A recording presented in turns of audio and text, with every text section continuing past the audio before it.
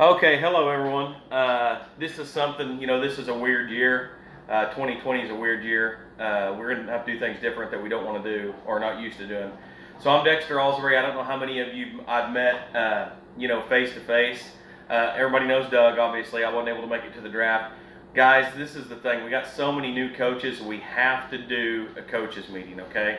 So me and Doug came out here. We're coming to you from the concession stand here. I just really don't know what else to do because we couldn't get everybody together in a closed room, and we've got to go over a few things. Okay, so I've got a list here of things that I go over every coach's meeting. Doug's got a few things. We're going to try to do this within 5 minutes. Okay, so if you can give us 5 minutes of your attention and just please pay attention to this, we're going to go through it. Now, as always, you got any questions about anything, you can contact me or Doug. I'm always available by phone. Now, I can't always answer, but I usually can. Doug is available a lot through the week. He's out here a lot anyways. And so I can't be available a lot through the week. I'm here almost every Saturday, but I've got 4 kids in 4 different age groups. Doug's got several kids, and he refs football, kids playing football. So, everybody's busy, but the main thing is we want everybody on the same page. You got anything before we get started? No, let's get it going. Okay. Guys, here is a list of a few things that I'm just going to touch on kind of real quick, and if we were all in person, if you have any questions, you'd raise your hands or whatever. I do want to say this, though, before we go any further. If you have any questions or comments about this video, please don't comment on the YouTube page, because this is going to be honestly my first YouTube video. So comment, just text me or Doug and ask us about it directly, or call us, either way. Okay, so here's the deal. Communication's a big deal in this age group, with any age group, but especially this one. If you get a text from Doug or I and it warrants a response, please respond, regardless of what it is. If it doesn't need a response, don't worry about it. But as you've already know, we communicate a lot through text. Games start on time. The schedule will be out sometime this week. Games are usually 9, 10, and 11 or something like that. Usually three spots. 9 o'clock means they start at 9. They don't start at 9:01. They don't start at 9:05. They start at 9. So whoever's going to be reffing your game, more than likely is going to ref other games. And the ref thing, something else we'll touch on here later. Most of your refs are going to be kids, okay? But we're going to touch on that here in a little bit. If we play 3 versus 3 on the field, 3 on this team, 3 on this team on the field at a time. No matter what, it's 3 versus 3.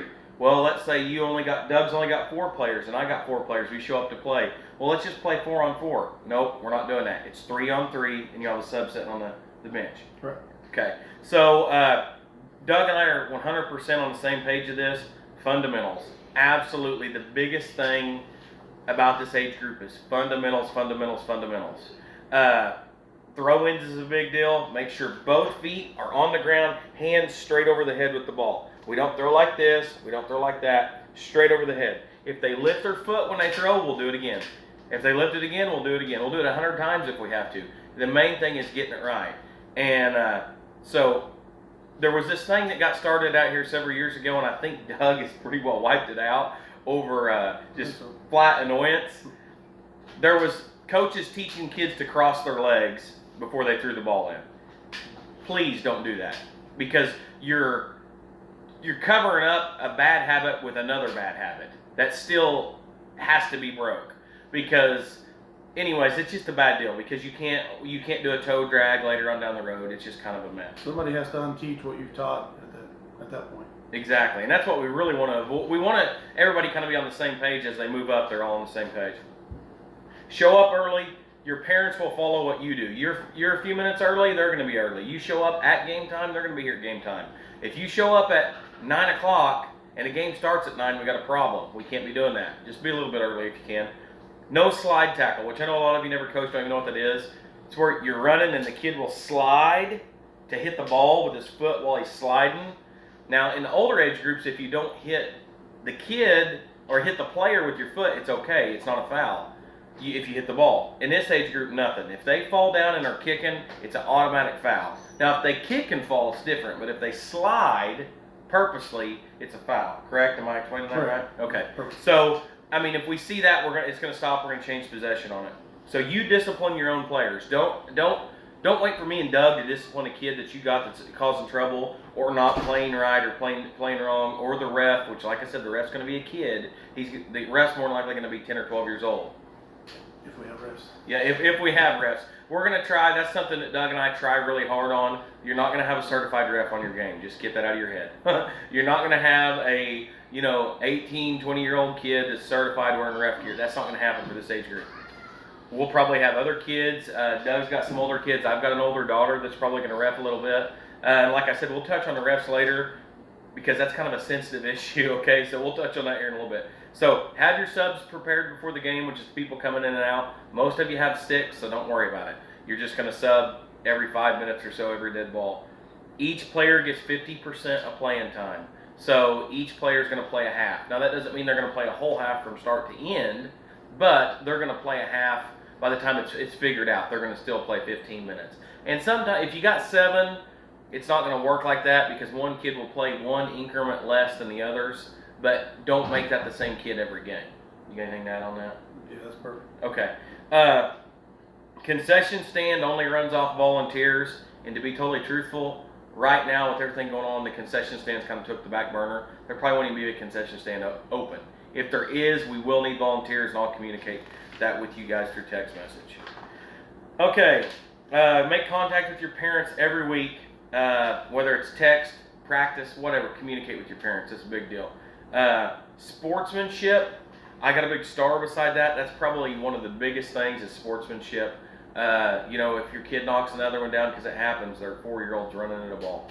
If they help them up or whatever. I mean, that's really sportsmanship we really want to press.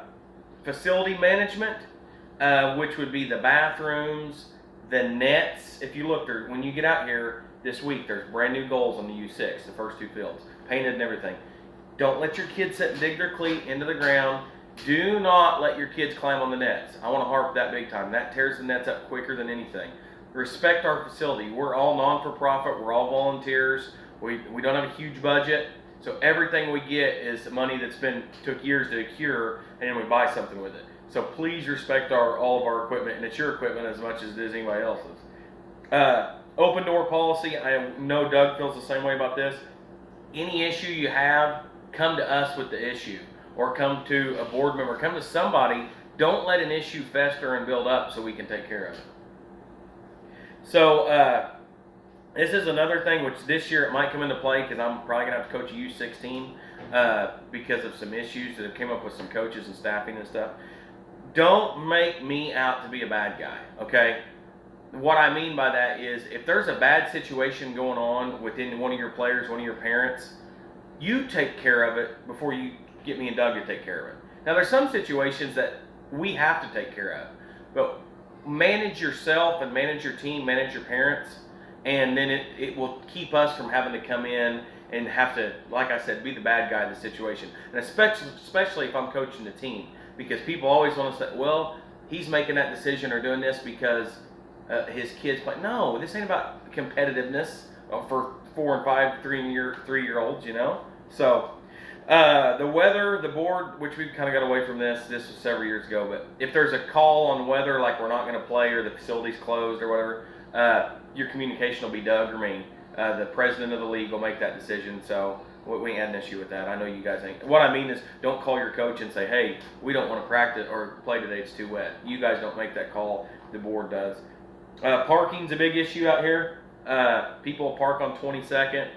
Just watch your kids and try to discourage your parents from parking on the road that goes right in front of the airport. Going to the airport. Yeah, the one that runs east and west, because that's a big area that's for concern. A ball goes out there, somebody chases to get it. The reschedule thing, for several years we've done no reschedule, but this season is going to be so unique. I really don't know that we can stick with that. I don't know. Well, there will be games that have to be rescheduled. I would say contact Dexter on that. If you need to reschedule a game for some reason, if you're going to be out of town or we have people have health issues come up or get sick or whatever, just make Dexter your first point of contact for that. Right, and I mean, that being said, and I'll get to this here a little bit later, just because you got a kid or two missing doesn't mean we're going to reschedule a game. Or if you're out of town doesn't mean you're going to reschedule a game. use your assistant coach. You don't have an assistant coach, use a parent, okay? So it's going to be kind of a big issue. So if you got 4 kids, or if you got 3, we're going to play, okay? And if we have to take an extra water break in the middle, we'll do that, okay? You got 3 kids, you're going to play. Don't give parents an option, and what I mean by that is, if you show up on your first practice, which I know you guys have already been practicing, most of you, hey, what day do you guys want to practice? You're going to hear Monday, Tuesday, Wednesday, Thursday, Friday, Saturday, Sunday. Everybody's going to want to practice a different day. You make the deal, we're going to practice Tuesday and Thursday, or whatever it is. You make that decision as the coach. You volunteered to do it, you make the decision. Here's another thing that we've had trouble in the past. Hard to believe in U6, but we have. Only 3 events a week. 3, okay? So if you have a game, you can only have 2 practices. If you don't have a game, I guess theoretically you could practice 3 times, but that's a little excessive, okay? The reason we had to make this a rule was because we had coaches trying to practice 3 and 4 times a week and have a game, and we're practicing for 2 hours at a time. Guys, you're not gonna, how long do you say that you keep their attention at this age, Doug? Oh, I mean, probably about 5 minutes. Right. You need to move right. on. Yeah, one phase of practice. 5 minutes of drill at a time. They're not gonna, and don't make them stand in line either. But what I'm saying is the events is you guys don't be excessive on the events, and I've heard Doug say this a bunch. Doug's a big football guy. You don't want to be the coach that had a kid get hurt or something happened to them because you pushed them too hard or made them go too long without a water break. Okay, which I know it's cool now. We don't have to worry about that. But I'm just saying, don't push thing on that. No more than 1 hour on the events. Okay, first day of practice, which I know, again, with everything being crazy, usually this meeting is before you even get your rosters. Usually we give you your rosters at the meeting, and so you haven't contacted your parents. If you haven't done this, do it, a parent meeting. Doug has coached my children off and on for years, and I'm not just saying this, one of the most organized and best coaches I've ever had anything to do with. Day one, Doug is a parent meeting. Hey guys, come over here while the kid's kicking the ball. Hey, my name's Doug. This is what I expect out of you. I expect you to do A, B, C, D, E, and F, and I'm going to do 1, 2, 3, and 4. Okay, I expect this out of you. You expect this out of me. We're all on the same page. Keep your mouth shut at the refs. Do this, do that. Okay, just things like that. If you set that out there, usually you don't have no problems. Hurry on every dead ball. The games are 30 minutes long, 15-minute halves.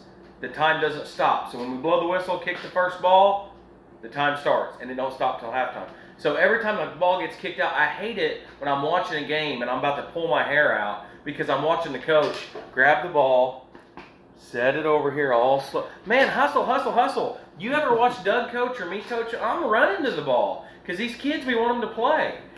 So parents, this is one of the biggest things. Parents are your responsibility. Your parents and your sideline are your responsibility, okay? That means this, okay? This is where we're going to get into the refs deal. This is a big deal. Now, this actually happened. I'm going to tell you about this, and it happened with actually Doug's son 2 seasons ago. Doug's son was probably, how old was he at that time? 10 maybe, 11? 11. 11, okay. I'm sitting over here, just happened to be looking at this game. Now, he's reffing this game on a U6. These are 3 and 4 and 5-year-old kids. This grown man is coaching this team, and I'm looking over there, and every time Eli would make a call, and it was like goal kick or corner kick, wasn't even a big deal, he'd go, "Are you kidding me? Are you kidding me?" Man, you want to see me blow my top, is you be rude to a kid, and especially a kid ref, okay? If I see that, or Doug sees that, there will be a big problem, okay? Big problem. Do not disrespect the refs. Okay, don't question every call they make. They're kids, guys. Just like you learn to play a sport or whatever, they're the same thing. They are learning to ref, okay? And even if it's a seasoned ref and they make a bad call. Now, if Doug's reffing your game or I'm reffing your game and I make a bonehead call, I mean, I'm probably still going to say something to you if you say something to me, but it's different. But don't do it to a 10 or 11, 12-year-old kid. So, that's all I've got. I mean, those things, I know it was a lot of information and it wasn't 5 minutes. We're at 14 now. Number one thing is thank you so much for stepping up to volunteer to coach. Doug called every single person on the list of all the kids that played, and you guys were the only ones that volunteered. So, true story. What do you got to add to that? Anything?